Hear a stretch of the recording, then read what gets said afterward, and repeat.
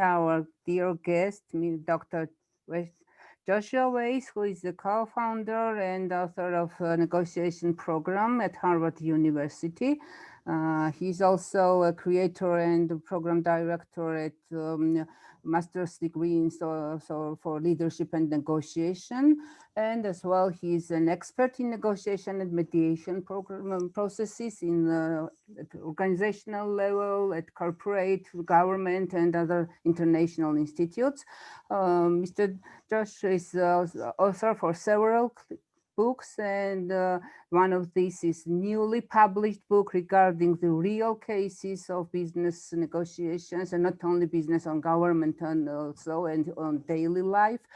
And it's my pleasure to hear from the author the main approaches for strategic communications and strategic negotiations, how it will be conducted directly in business. And also I want to know from him his regard about the win-win strategies, because it's our interest as well. Welcome, dear Josh, from Alterbridge University. It's a international teaching university of management and communication. We are newly established one, just for 1 year. We have authorized in this field, and now we'll start the master's degree in public relations.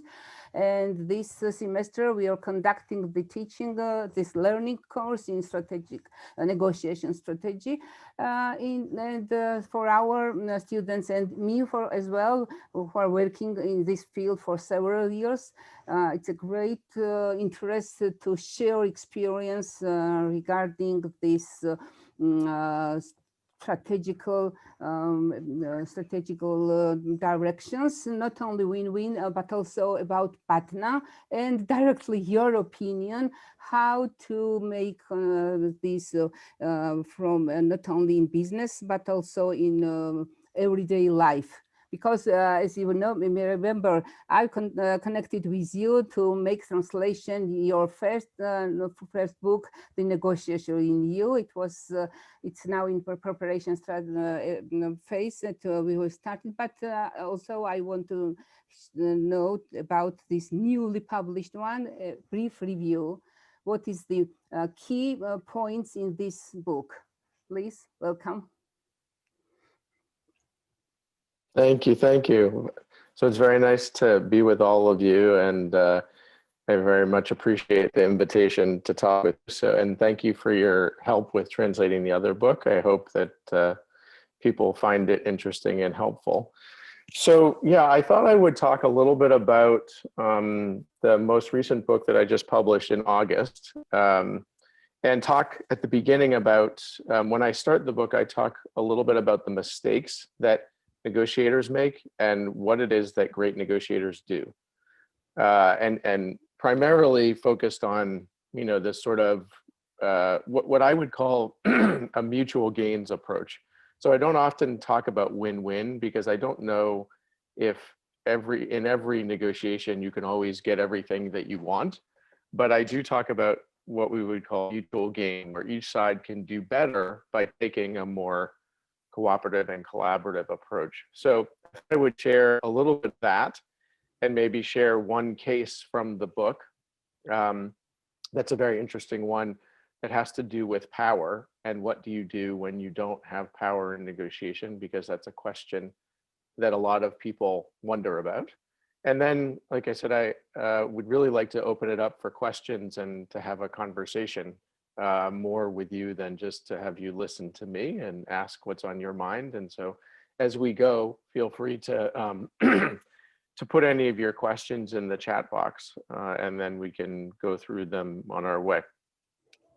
So just to tell you, so the book is called The Book of Real World Negotiations. And the reason that I wrote it was because when I first started working at Harvard, let's see, it was a long time ago, probably 25 years ago, I used to join in some faculty dinners, and the faculty would talk about all of these very interesting real world negotiations that they were involved in, but they wouldn't be sharing this widely. It would just be within, the 25 or 30 people who were in the room. And I thought to myself, if we're going to make this idea of negotiation more widespread and get people to understand how to really do it well, we need to share these kinds of stories. So when I was approached by a publisher about writing a book, this was the first thing that came to mind, because I feel like real world stories help to really show what effective negotiation looks like. There are a lot of myths around negotiation, untruths, things that people believe that I don't think are true. And I think actually they limit you as a negotiator. So I start there. And so let me explain 5 of the mistakes that I think people make. And that I think when it comes to negotiation, if you do these things, it creates a lot of problems for you. So the first one is that a lot of people go into negotiations seeing the other negotiator as an adversary or an opponent.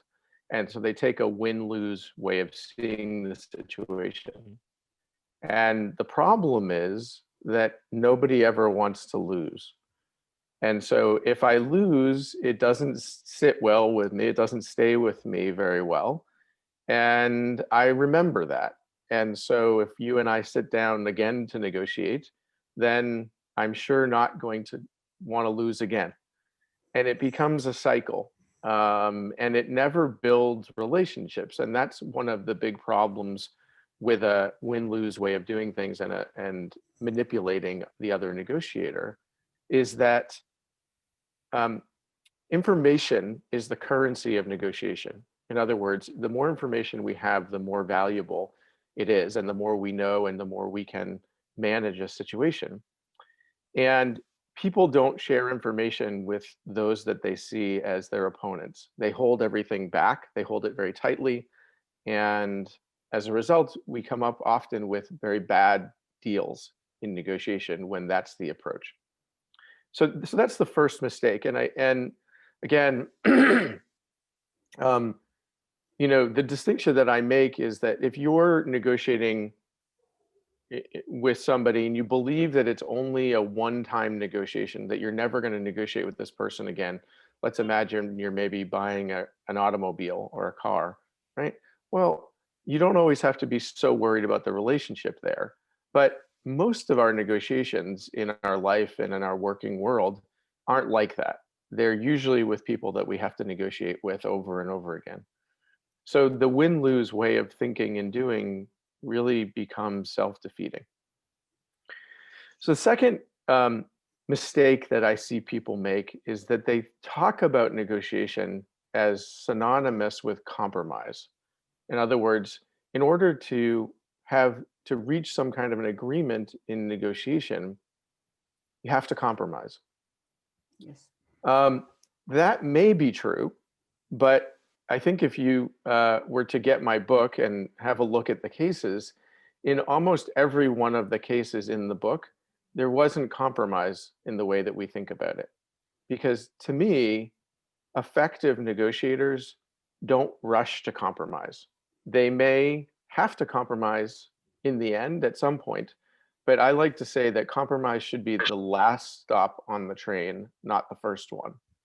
And often what happens is that people, when they come up against an issue or a problem that's very difficult, the first thing they do is they say, let's just compromise, let's split the difference, instead of saying, well, wait a minute, are we really sure that this problem is what we think it is? Are we really sure we need to compromise? I find that people compromise too quickly, and as a result, they never really explore what all of those opportunities are that are in front of them. Can you all hear me okay, by the way? I just want to make sure. Yes. Okay, good. So I think, again, you can always compromise. I find that when people run up against a difficult or challenging issue, that's what they think to do, instead of saying, well, wait a minute, maybe we can think about this problem differently or more creatively, or can we add something to the mix or take something away? So my advice there is really to think about compromise as something that maybe we have to do, but I would definitely not see it as something that you absolutely have to do in negotiation. In fact, I think a lot of people, the reason they don't like to negotiate is because they think that they have to give up something of great importance to them in order to reach a deal. And that's not, to me, what effective negotiation is. And part of the problem is that we define success in negotiation, a lot of us, by reaching agreement. And that's another mistake, because negotiation is not about reaching agreement. And when I say that, people often look at me in a funny way and say, what do you mean? Isn't that what we're doing here? And the answer is actually no. What you're doing is you're pursuing an objective or a goal.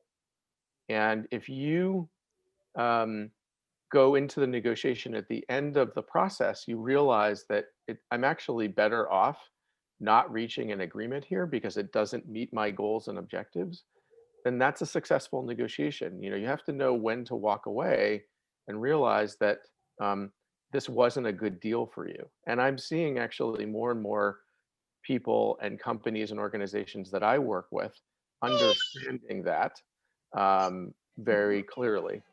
So I think that's a really important thing, that when you are focused on a negotiation, realize that success is not reaching agreement, it's meeting your objective as best as possible. And what that does, by the way, is it changes your view of negotiation, because there's something that we've seen from a psychological point of view called agreement bias. And what agreement bias means is that people think that if they're supposed to reach agreement, they give up on all kinds of things just to reach some agreement. And that's not advisable. That's not the right way to do things. The next mistake that I see a lot of people making is that they think negotiation is about manipulation and deception. So trying to take advantage of the other negotiator, using dirty tricks and tactics to do that. Look, again, it's sort of like the win-lose idea, that if you manipulate someone, if you take advantage of them, eventually they will figure it out, and you're not going to have many negotiations. Your reputation matters a lot in negotiation. And, there was a book that was written, if you haven't read it, or if you aren't reading it in this class, I would recommend it. It was written back in 1981 called Getting to Yes. Yeah. Are you reading that? Yes, I have read it. Okay. Yeah. So Getting to Yes changed, what we would say, it changed the landscape of negotiation. So up until that point, negotiation was seen very much in this way. It was a win-lose approach. It was, how do I take advantage of the other? How do I use all of these tricks to get as much out of the other side as I can? And what happened with the publishing of Getting to Yes, which is more of this interest-based way of doing things and collaborative approach to negotiation, is that changed. And people said, so wait, there's a different way to negotiate, a way that we can do this so that we actually build the relationship and I don't have to manipulate the other. And what ended up happening, because it was, as I said, it was written in 1981, so it's now 40 years since the book has been written, but it's still on the New York Times bestseller list. So that tells you that for most businesses, most people in business or government, they've realized that the way in which you negotiate matters greatly. And so, like I said, if you haven't read the book, I would encourage you to get it and take a look, because it pushes aside this idea of manipulation and deception as the way to negotiate. The other mistake I see is that a lot of times people think that great negotiators are born that way. And I don't believe that. I believe that anybody can learn to be a very effective negotiator.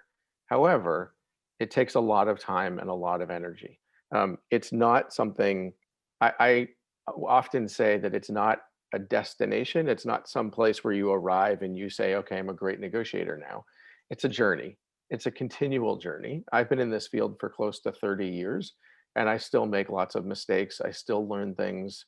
You know, negotiation is interesting because the foundations of it come from so many different places, from the world of economics, from the world of business, from the world of psychology. And so there's a lot to learn that goes into it. And it's sort of like you never finish learning how to get better and how to be a better negotiator. So, you know, are you born with certain traits? Yes, you're born with certain things, but we all are. And some of those things are helpful and some of those are not. Yeah. And, you know, the challenge in negotiation is that, you know, I often say to my students, half of your challenges are out there with the people the other negotiators and the dynamics like power and gender and trust, things like that. And the other half are in you. That if you're going to be a good negotiator, you have to understand yourself really well. And you have to understand the things that make you angry, the things that make you upset. And to know also the biases that influence our thinking, because there are a lot of them. In fact, in the program that I direct in leadership and negotiation, we have an entire course devoted to the psychological principles of leadership and negotiation, because I think it's that important. So, you know, when people say to me, oh, you know, I'm just not a good negotiator, and they say I'll never be a good negotiator, I don't agree. You're not trying hard enough. So you have to really work at it and you can get there. It's like other communicative skills, it's can be elaborated, it can be strengthened, it can be improved during the whole life. Yeah. Okay. Yeah, exactly. And you know, effective communicators, they don't just learn a style and stay with it all the time. They keep learning, they keep getting better. Yeah. And then the last thing is that the last mistake I see is that people often think that they have to, when they're pursuing short-term objectives, so they have this particular negotiation and they're trying to meet their objective as best as possible, they're willing to sacrifice the long-term relationship. And that's a big mistake. You should never do anything in a negotiation that sacrifices the longer-term relationship. Yes, you want to meet your objectives as best you can in the short term, but if you get to a place where somebody is asking you to do something that you know will cause great harm to the relationship, then you shouldn't do it. So let me tell you what it is that great negotiators do. Those are all of the things that you shouldn't do. Let me tell you what it is that, you know, over the many years of working with a lot of great negotiators, what I've seen they do well. Yeah. So the first thing is that they invest heavily in preparation. So if you think about a negotiation, there are three parts of a negotiation. There's the preparation, there's the actual negotiation, and then there's the implementation. And if you were to take all of those three phases and put them into 100%, okay, you know, I would say that I probably spend 60% preparing, 20% in the actual negotiation, and 20% in the implementation of continuing to negotiate. So preparation is critical to negotiation. And I want to make a distinction, which is that you don't want a specific plan when you prepare. You don't want to walk into a negotiation and say, okay, I have my plan for how I'm going to negotiate, because the other side doesn't really care about your plan and usually isn't going to follow your plan. So what you have to do, is anybody play chess here, or have you seen? Okay. Yes. So think about preparing for negotiation like preparing to play chess. We call it contingency planning, where what you do is you think about 3 or 4 different avenues that you could go down. So if you try one avenue and it doesn't work, then you try the next one, right? Or one road. That is, in my mind, the way that you prepare for negotiation, because there are so many unknowns. So think about preparation, but not ending up having a plan when you come out of it, because what happens is, especially when people are just learning to negotiate, they will want to develop a plan because it makes them feel comfortable. But the minute that you get into your negotiation and you start following your plan and the other side isn't, they start to get really anxious and really nervous. And that's when you start to make all kinds of concessions and do things that you shouldn't do. So I think that's the first thing, is really important, that preparation is key. It's just like when you study for an exam in school, if you're prepared, you're not worried, right? If you are not prepared, you're worried. And there's a lot of information. You know, the internet has changed negotiation dramatically, because if information is the currency of negotiation, you can do research and find out all kinds of things now that in the past you couldn't find out, right? And you need to do that research. You need to know the other side and what they want and what they're trying to achieve. And you need to think creatively about, how do I get that information? So the next one is that is related to your mindset. So what, you know, negotiators have to walk a fine line between what I would call humility, being very humble, okay, not thinking too much of yourself, but also thinking that there is not a problem that you cannot solve. So to me, when you sit down to negotiate, negotiation is about problem solving more than anything else. And if you can go in with that mindset into a negotiation, then you're always looking for opportunities. You're, instead of saying, we're never going to get there, we're never going to solve this problem, you say, okay, we tried that way of doing things and it didn't work. And let's try a different one. You know, I was talking to somebody the other day and they said to me, you know, well, we tried to negotiate and it didn't work. I said, well, what did you do? And they said, well, you know, I made an offer, they rejected it. They made me an offer, I rejected it. So we just couldn't get there. And I said, you didn't negotiate. You just made each other some offers. Like, you didn't really roll up your sleeves and say, how do we figure this out? Yes. And that's the problem, is I think people tend to view negotiation in very formal terms, and they don't take the time to get creative. And that's the real, one of the big downsides, is that most negotiation problems, from my view, there may be some, a very small amount that cannot be solved.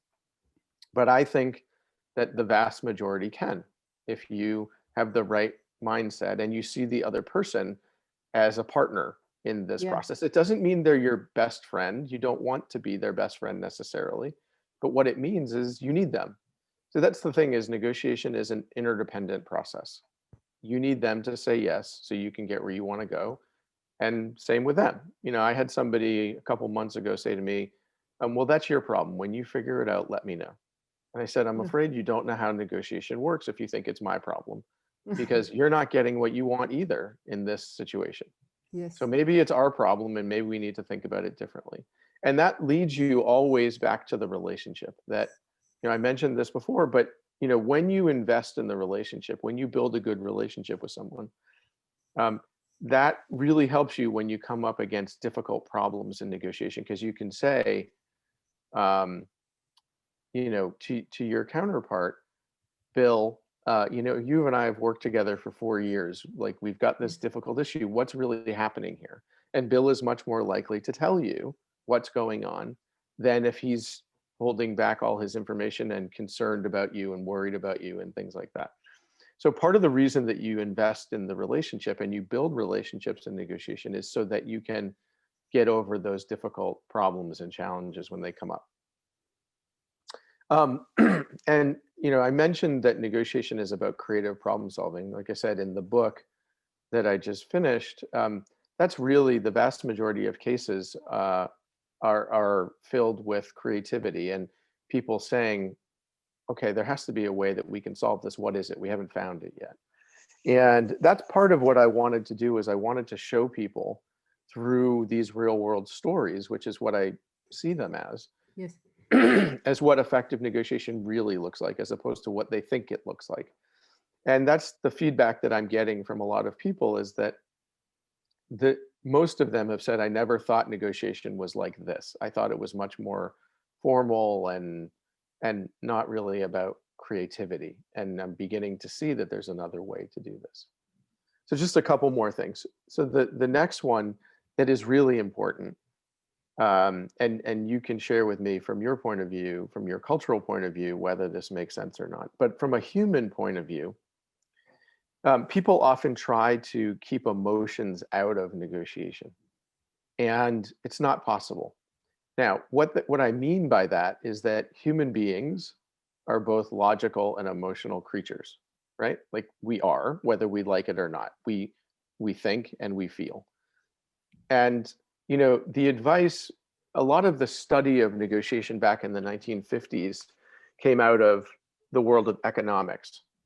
And in economics, you are supposed to be a rational actor all the time, which means that you do things very rationally, and that in essence, emotions should never be part of a negotiation process. And you should always make your decisions based on a rational calculation of money and things like that. Now, look, we all know that human beings don't work that way. If I am going to give you $100 US, but I'm going to humiliate you, or I give you $80 and I do nothing, people are not going to take, more often than not, will not take the $100 and be humiliated because, right? Because that's enough, you know, that hurts our reputation, etc. So eventually, behavioral psychologists came along and said, excuse me, you know, human beings don't really work like that. So you have to factor in the emotional component. And what I see in negotiation is that, and where I think people run into the biggest problems, is they don't know how to manage their emotions. So you have to, your emotions, when people try to keep emotions out, what they're doing is suppressing their emotions. They're pushing them aside. But Yes. the reality is that they still find a way to come back. If you're insulted, if you're frustrated, if you're angry, and you try to push it aside and try to remain calm, it's still going to come back. It will find a way, I can tell you. So better yet, to think about how do you become emotionally intelligent, right? So there's been a huge movement here in the United States in the last 10 or 15 years about learning emotional intelligence.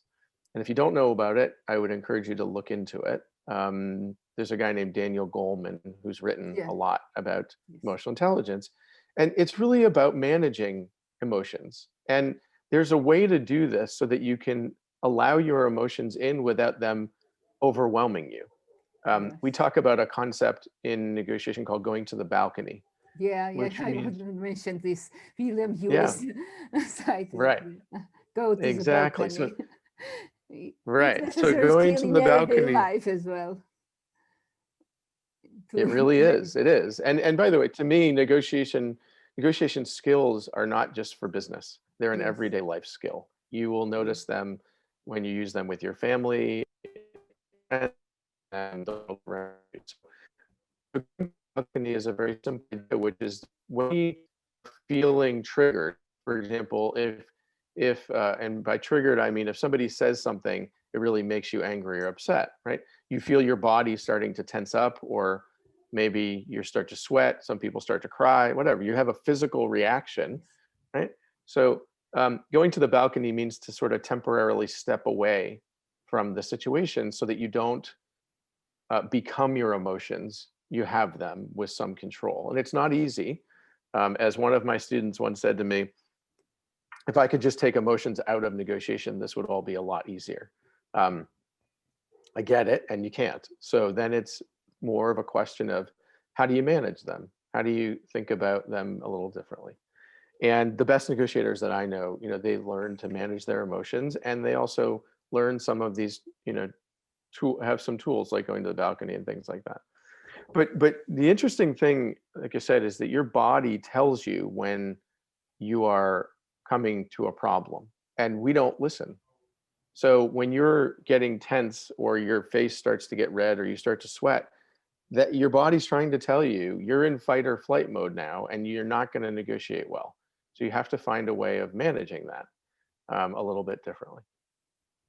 And then the last thing that really makes great negotiators so effective is that they search for underlying hidden interests.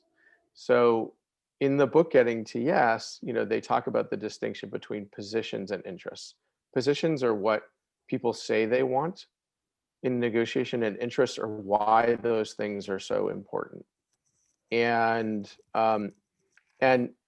again, in the book, like, there's a never-ending source of evidence about finding those hidden interests. So if you think about an iceberg, the tip of the iceberg is peaking above the surface, and that would be what people's positions are. That's what they tell you they want in a negotiation. But what's really going on for them under the surface are these hidden interests, these things that motivate, that are really motivating them. Why it is that they want those things so badly? Why are they so important? And really, those hidden interests fall into two categories. One are like tangible things like money and budgets and stuff like that. But the other that I think is incredibly important in negotiation is the intangibles, the things that make us human.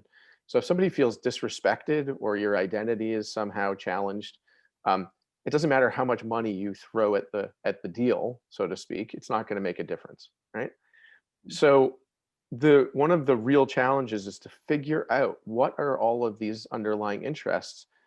Why is something so important to someone? And when you figure that out, all of a sudden a negotiation makes sense. So if you're negotiating with somebody and they keep saying no, and you keep thinking, why are they saying no? It sort of really makes sense that they should be saying yes to what I'm asking. It's because there's some interest that you don't understand, you have yet to come to grips with. And it's a little bit like being an investigative journalist, where you talk to somebody, but you have to find out what's the real story, what's really going on here. And like I said, there's a number of situations in the book where, when the negotiators figured out what was really going on, then they were able to solve the problem. But one of the challenges is that people seem to rush through negotiation. They want to go quickly, as fast as they can, to reach some agreement. And I would just say that these interests, these things that are under the surface, they emerge slowly the more you negotiate, and it becomes more and more clear why it is somebody's doing something or why they need something as part of the process. So those are the mistakes that I see, and then and that's sort of a list of what I think great negotiators do.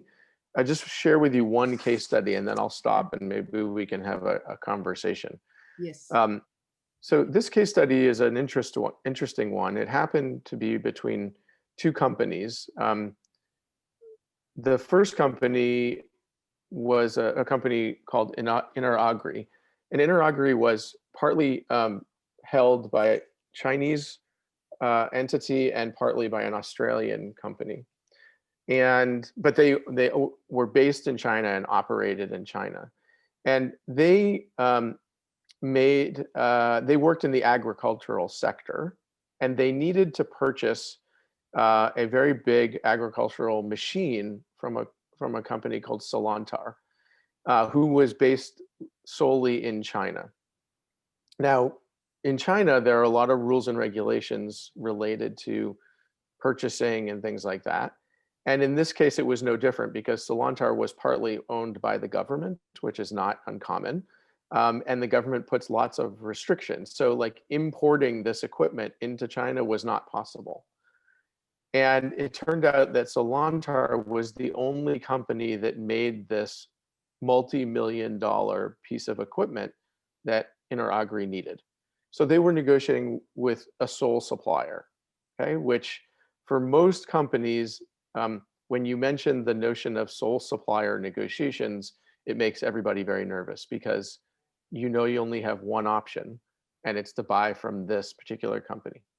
So Interagri had previously purchased this equipment from Solantar about 15 years before, okay? So they sat down with Solantar, and Solantar knew that they had a monopoly. They were the only ones that was selling this, and this equipment could not be imported Sorry, is my connection okay still, or? Yes, it's okay. Yeah? Okay, all right. So, and he sat down, and Solantar gave them a price that was 10 times what they had paid the last time. And the folks from Interagri said, listen, we can't afford that. If we were to try to figure out how to do this, it would put us out of business. And Solantar said, sorry, that's the cost. So they tried a number of things, didn't work. So then they called a friend of mine and basically said, we need your help. It was a negotiation consultant, and we need to talk to you.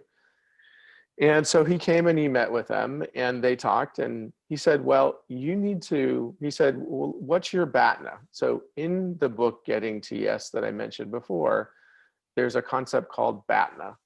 And BATNA is your best alternative to a negotiated agreement. And it simply means, what are you going to do? Okay, so what are you going to do if you can't reach agreement, right? What's your alternative? What's your walkaway alternative? So the Interagri folks said, we don't have a BATNA. That's the problem. We can't import it. We can't afford what they're asking. So that's why we brought you in here, is to tell us what to do. And he said, okay, I understand. He said, here's what we're going to do. I'm going to give you 3 days, and I want you to imagine that Solantar has gone out of business, and you're going to have to still try to figure out how to meet your interests. And they looked at him like he was crazy, and they said, what do you mean? We already have enough problems. Now you want us to take away the one entity that we're going to buy this equipment from? You're crazy. And he said, okay, I'll be back in 3 days. And so they all looked at each other. There was a group of 5 parts of the procurement team, and they all looked at each other and said, well, what do we do now? Like, that wasn't helpful at all. And one of the guys said, well, wait a minute. Maybe we should start thinking, what do we do? Like, is there anything we can do? And they started to research, and they thought maybe we could take our existing equipment and retool it, fix it up and things like that. But that wasn't a great idea. And then somebody said, well, hang on. What if there's a company that already exists in China that has already bought this equipment from Solantar? Maybe they'd be willing to sell at a reduced rate. Who knows? So they said to the one person who suggested that, okay, well, why don't you go see what you can find? And he spent a day and a half calling around trying to find this. And he came across a company in Inner Mongolia, which is one of the provinces of China, and found that they had purchased this equipment. So he reached out to them and he said, hey, are you all still using this equipment? And they said, actually, no, we about a year ago decided that we were going to change our business because it's just not profitable anymore. And we had purchased this equipment 2 years ago. So it was 3 years old. This equipment usually lasts for about 10 to 15 years. And they said, well, okay, would you be interested in selling it? And they said, yes, we would. And so they said, okay, well, let us think about it. And they then took that information and they went back to Solantar and they said, look, we'd really like to buy this equipment from you, but we can't afford what you're talking about. If you can be more reasonable and flexible, we'd also like to sign a service agreement with you. And they said, well, we already told you what the price was. And they said, well, okay, but you need to understand that we have an alternative, that we have this company and they've told us that they would be willing to sell us this equipment to use, but it's fine. It will work for 7, 8, 10 years. And Solantar said, we don't believe you. And they said, well, feel free to call the company. So they did. And they said, okay, your story checks out. And Solantar then came back to the table and said, okay, what if we were to do this? And they came down dramatically because they realized they no longer had a monopoly on the situation.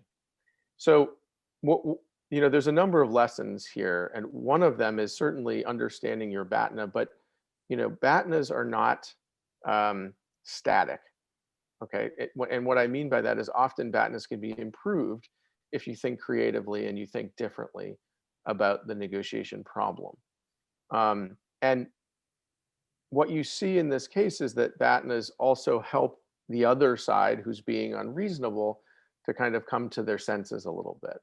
And, I find a lot in negotiation when people are up against power, they don't think there's much that they can do. And in fact, in negotiation power is different than power in general, because the very reason that somebody is sitting down with you in a negotiation is because you have some value. You're bringing some value to the table. It's a little bit like I have done a few different things in my life, one of which was to help run a nonprofit organization for a number of years. And when I had a good employee, somebody who was really good, they didn't realize how much power they had, but they had a lot of it because I didn't want to lose them. Yes. And people don't realize the value they bring to the table in a negotiation. And so, I would encourage you to really, think about these concepts and these ideas. And again, what you see is creativity being infused into that process, right? And challenging assumptions. The assumptions that we make in negotiation usually are very limiting. They create all kinds of problems for us.